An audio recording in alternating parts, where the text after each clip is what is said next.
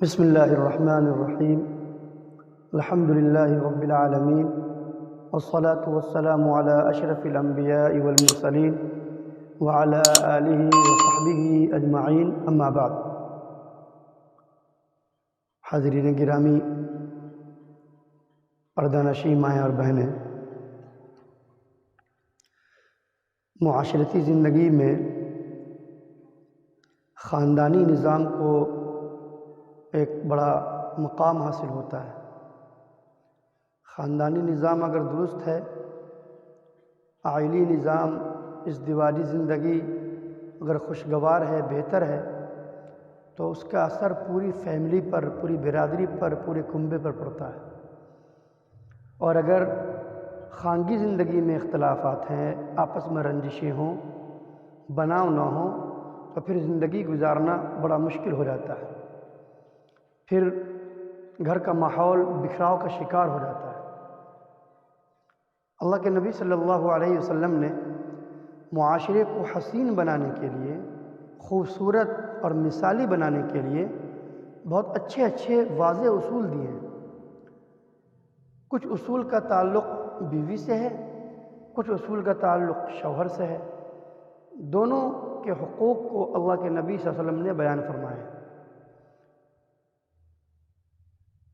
شوہر کے ذمے بیوی کا کیا حق ہے اور بیوی کے ذمے شوہر کا کیا حق ہے، ان کو اگر ہم آپس میں حسن و خوبی کے ساتھ برتنے کی کوشش کریں گے تو انشاءاللہ ہمارا ماحول، ہمارا معاشرہ، ہمارا سماج، ہماری فیملی بہت ہی مثالی، بہت ہی خوشگوار اور بہت ہی ایک سلیقہ مند فیملی اور برادری کہلائے گی۔ بیوی کے حوالے سے اللہ کے نبی صلی اللہ علیہ وسلم نے فرمایا کہ جس خاتون کے اندر یہ 4 صفات پائی جائیں گی وہ نیک بیوی ہے، مثالی خاتون ہے۔ ان میں سے پہلی صفت اللہ کے نبی صلی اللہ علیہ وسلم نے فرمایا کہ جب اس کا شوہر اس کو کسی بات کا حکم دے تو وہ اس کی بات کو پورا کرے، شوہر کے حکم کی نافرمانی نہ کرے۔ جب بھی کوئی حکم دے، اگرچہ اس کو معلوم ہو رہا ہو کہ یہ حکم میرے لیے اس کا بجا لانا مشکل ہے، اس پر عمل کرنا میرے لیے مشکل ہے، لیکن وہ یہ سمجھ کر اس پر عمل کرے کہ میرے شوہر نامدار کا حکم ہے، ضرور کوئی نہ کوئی مصلحت ہوگی، بہتری ہوگی جو ہم نہیں سمجھ پا رہے ہیں، تو پھر اس کے نتیجے میں انشاءاللہ وہ جو معاشرہ تشکیل پائے گا، جو خاندان ہوگا، اس کے اندر اچھا اثر پڑے گا اور میاں بیوی کے رشتے کے اندر بھی مضبوطی آئے گی، شوہر کے اندر بھی محبت اور پیار کا جذبہ اور ابھرے گا، اس کا اور زیادہ خیال رکھے گا اور اس کی اور زیادہ عزت کرے گا کہ یہ میری بیوی میری ہر بات کو مانتی ہے، اس کا میں کیوں خیال نہ کروں۔ دوسرا حکم جو اللہ کے نبی صلی اللہ علیہ وسلم نے دیا بیوی کو وہ یہ کہ بیوی اپنی اداؤں سے، اپنی گفتار سے، اپنی رفتار سے، اپنے رہن سہن سے، اپنے کردار سے، اپنے کریکٹر اور اخلاق سے اپنے شوہر کے دل کو جیت لے، اس کو خوش کرے۔ ایسا نہ ہو کہ شوہر باہر سے آیا ہے اور وہ اس امید پر آیا ہے کہ میں باہر سے تھکا ہوا آیا ہوں، باہر سے روزی روٹی کما کر آ رہا ہوں، 1000 لوگوں کی باتیں سن کر آ رہا ہوں، اور اس امید پر آیا تھا کہ میں گھر جاؤں گا تو میری بیوی میرے ساتھ اچھا سلوک کرے گی، مجھے توجہ دے گی، میری بات کو سنے گی، میرا غم بانٹے گی، اور یہاں آنے کے بعد اس کے غم میں مزید اضافہ ہو جائے تو پھر ایسی صورت میں اس شوہر کا دل بہت دکھے گا۔ پھر وہ صحیح طور پر اپنی بیوی کی طرف اس جذبے سے نہیں دیکھ پائے گا جس جذبے سے دیکھنا شریعت نے پسند کیا ہے۔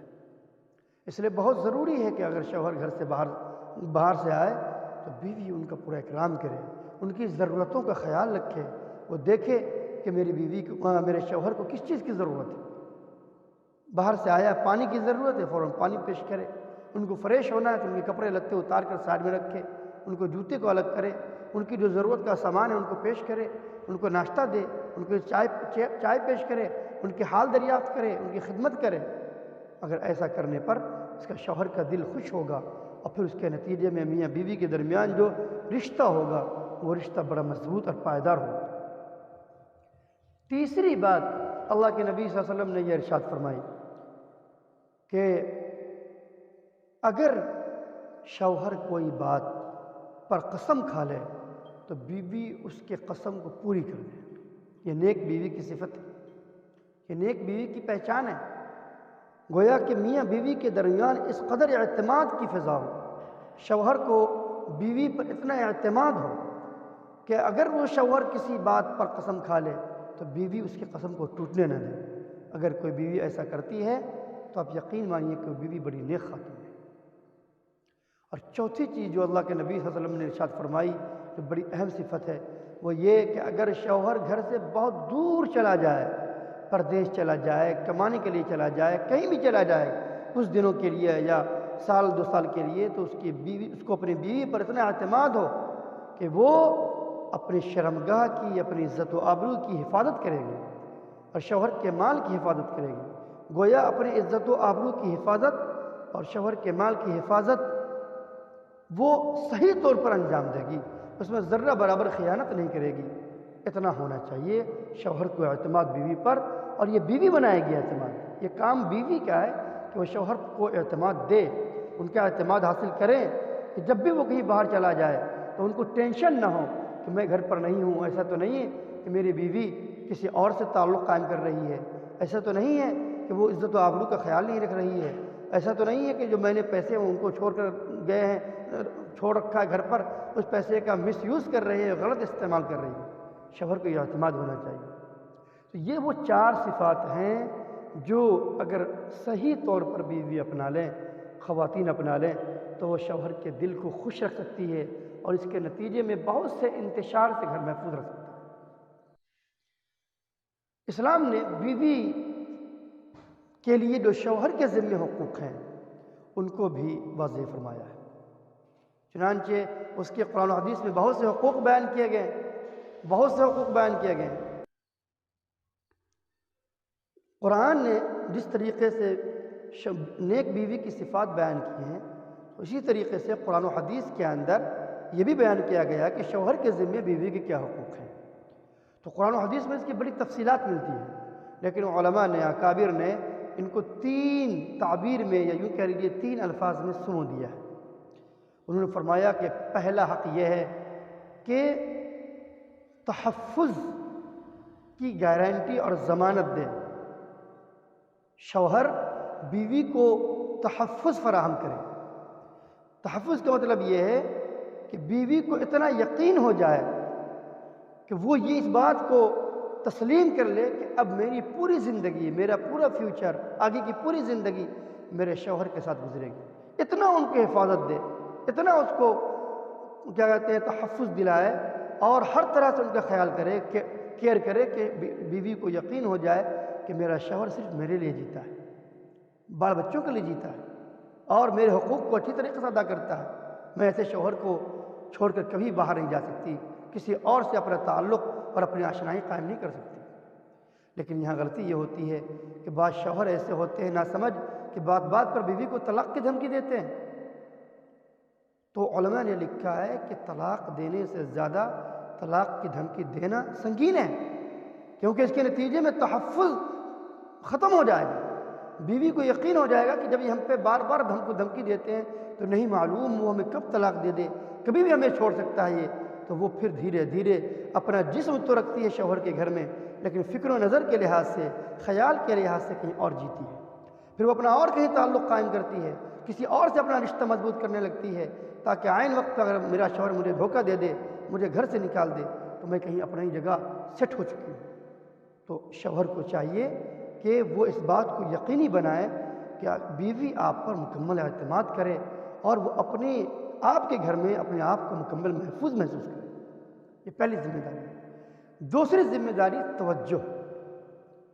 آپ دن بھر باہر رہ کر آتے ہیں، دن بھر آپ کا کام باہر ہے، اپنے دکانداری کی، بزنس کی، اپنی ملازمت کی، آپ دن بھر تھکے ہارے آئے، دوستوں یاروں کی محفلوں سے آئے، اب جب آپ گھر کے اندر آئیے تو پورے توجہ کے ساتھ بال بچوں کو وقت دیجیے۔ بیوی توجہ کی مستحق ہوتی ہے، اس کی محتاج ہوتی ہے، کہ وہ ضروری ہے کہ توجہ ان کو دی جائے۔ لیکن ہوتا یہ ہے کہ آپ گھر میں آتے ہیں، گھر میں آنے کے بعد موبائل میں لگ کر ایک کونے میں بیٹھ جاتے ہیں، موبائل دیکھ رہے ہیں۔ شوہر بیوی آپ کو پانی کا گلاس پیش کر رہی ہے اور آپ کا دماغ کہیں اور ہے، موبائل میں ہے۔ کھانا پیش کر رہی ہے، آپ موبائل دیکھ رہے ہیں۔ آپ کی ضرورت پوچھ رہی ہے، آپ بات نہیں کر رہے ہیں۔ بستر پہ دونوں آدمی لیٹے ہوئے ہیں، ان سے بات نہیں کر رہے ہیں، آپ اپنے موبائل میں لگے ہوئے ہیں۔ یہ انتہائی غلط طریقہ ہے، اس سے رشتے ختم ہوتے ہیں، گھر کا ماحول خوشی کا ختم ہوتا ہے اور انتشار پیدا ہوتا ہے۔ تو بیوی کو پوری توجہ چاہیے، جب بھی آپ باہر سے آئیں گھر کے باہر سے، تو پھر جس طریقے سے آپ یہ امید رکھتے ہیں کہ جب میں گھر میں داخل ہوں تو بیوی مجھے پوری توجہ دے، تو بیوی بھی توقع رکھتی ہے کہ جب آپ آئیں تو بیوی کو بھی پوری توجہ دی جائے۔ اور تیسری صفت وہ ہے حوصلہ افزائی، بیوی کی تعریف کرنا۔ آپ ان کی تعریف کیجیے، ان کی خوبیوں کو بیان کیجیے۔ ہر انسان کے اندر برائیاں اچھائیاں ہیں، آپ ان کی اچھائی پر نظر رکھیے کہ تم بہت نیک ہو، تمہارے اخلاق اچھے ہیں، تمہارا کردار اچھا ہے، تم بہت غریب پرور ہو، تم پر ہم کو بہت بھروسہ ہے، تم سے زیادہ مجھے کسی سے محبت نہیں، کسی سے پیار نہیں، اور تم بہت اچھا کھانا بنا کے دیتی ہو، بال بچوں کا بڑا خیال رکھتی ہو، ان کی ساری ضرورتوں کا تم خیال رکھتی ہو، تمہارا میں شکر ادا نہیں کر سکتا۔ اس طرح کے جملے آپ دن بھر بولیے ان کے سامنے، وقفے سے ان کی تعریف کیا کیجیے، ان کی حوصلہ افزائی کیجیے۔ یہ مضبوط ٹونک ہے، جب آپ ان کی تعریف کریں گے تو ان کا دل باغ باغ ہو جائے گا، پھر وہ آپ کا خیال مزید رکھیں گے اور اس طرح آپس میں محبت اور پیدا ہوگی۔ اگر بیوی نے آپ کو اچھا کھانا بنایا کہ کھلایا تو آپ ان کے ڈش کی تعریف کیجیے، ان کا شکریہ ادا کیجیے۔ یہ نہیں کہ آپ تنقید کیجیے بیجا کہ کھانے کے اندر یہ زیادہ پڑ گیا تو یہ نمک زیادہ ہو گیا، تو مرچیں زیادہ ہو گئی، تو آج شوربے میں پانی زیادہ آ گیا، تو آج بریانی اچھی نہیں بنی۔ تو بیوی جس نے اتنی دیر آگ کو برداشت کیا، دھوئیں کو برداشت کیا، گرمی میں، ٹھنڈک میں، برسات میں، وہ آپ کے گھر کے اندر رہ کر وہ آپ کے لیے اتنا شاندار ڈش تیار کی، آپ نے ان کا منٹوں کے اندر تنقید کر کے ان کو دل توڑ دیا۔ یہ نہیں ہونا چاہیے۔ اور وہی دوستوں کے پاس جاتے ہیں، ہوٹلوں میں جاتے ہیں، پیسے بھی خرچ کرتے ہیں، وقت بھی برباد کرتے ہیں، اور خراب کھانا بھی ہوتا ہے، صحت کو متاثر کرنے والے کھانے، لیکن گھر آ کر ان کی بڑی تعریف کرتے ہیں۔ اس سے حوصلہ افزائی نہیں، دل شکنی ہوگی۔ اس لیے ہمیں چاہیے کہ ہم اپنے بال بچوں کے ساتھ ساتھ ان کا بھی خیال رکھیں، ان کی بھی تعریف کریں اور بیوی کی بھی تعریف کریں۔ میں آپ کو ایک چھوٹا سا واقعہ سنا کر بات ختم کرتا ہوں۔ شاہ ابرار الحق ہردوئی رحمۃ اللہ علیہ کی ایک مرید تھی، ان سے بیعت تھی، ان کے یہاں کھانا کھانے کی نوبت آئی، تو جب سارے لوگ مہمان کھانے سے فارغ ہو گئے تو ان کے شوہر سے کہا کہ ذرا بیوی سے کہو پردے میں آ جائے، کچھ بات کرنی ہے۔ جب بیوی پردے میں آئی تو حضرت نے ان سے پوچھا، شکریہ ادا کیا کہ بیوی تم نے کھانا بڑا اچھا بنایا، تمہارا بہت شکریہ کہ تم نے اتنی محنت کی، اتنے لوگوں کا کھانا ادا کیا، جب کھانا بنایا۔ جب اس نے حضرت کی بات سنی تو زاروں قطار رونے لگے۔ حضرت پریشان ہو گئے کہ میں تو تعریف کرنے کے لیے آیا اور یہ رو کیوں نہیں ہے؟ کہنے پر اس نے بتلایا کہ 50 برس ہو گئے میری شادی کو، لیکن آج تک میرے کان ترس گئے کہ میرے شوہر کبھی بھی کھانے کی تعریف کر دیتے، ایک بار بھی آج تک ایسا نہیں ہو سکا۔ تو اس کی بنا پر مجھے رونا آ گیا کہ آج ایک بار آپ نے کھانا کھایا تو میرا شکریہ ادا کر رہے ہیں، اور ان کو میں صبح سے شام تک ان کی خدمت کرتی ہوں، ہر وقت ان کے لیے کھانا تیار کرتی ہوں، لیکن کبھی بھی انہوں نے میری تعریف نہیں کی۔ تو میرے بھائیوں بزرگوں، اس طرح کرنے سے آپ کا معاشرہ خاندانی نظام نہیں چل پائے گا۔ اس لیے مائیں بہنوں کو بھی چاہیے اور مرد حضرات کو بھی چاہیے، شوہروں کو بھی اور بیویوں کو بھی، کہ اگر چاہتے ہیں کہ آپ کا خاندان بہت مثالی ہو، سماج میں آپ کی عزت ہو، آپ کا نام بلند ہو، تو پھر فیملی سسٹم کو اچھا کرنا ہوگا، فیملی نظام کو مضبوط کرنا ہوگا، آپس میں محبت سے رہنا پڑے گا، ورنہ اگر آپ آپس میں محبت سے نہیں ہیں، انتشار کے شکار ہیں، تو آپ کے بچوں پر اس کے اثرات پڑیں گے۔ پھر جب وہ دوسری فیملی قائم ہوگی، پھر اس کے اثرات نسلوں میں منتقل ہوں گے، اور اس کا پورا نتیجہ یہ ہوگا کہ پورا فیملی سسٹم بکھر کر رہ جائے گا۔ اللہ تبارک و تعالیٰ سے دعا ہے کہ اللہ تبارک و تعالیٰ ہم لوگوں کو صحیح طور پر معاشرتی زندگی گزارنے کی توفیق عطا فرمائے، معاشرے کو حسین بنانے کی، سماج کو حسین بنانے کی، فیملی کو خوشگوار اور خوبصورت بنانے کی ہم تمام لوگوں کو توفیق عطا فرمائے۔ وآخر دعوانا الحمدللہ۔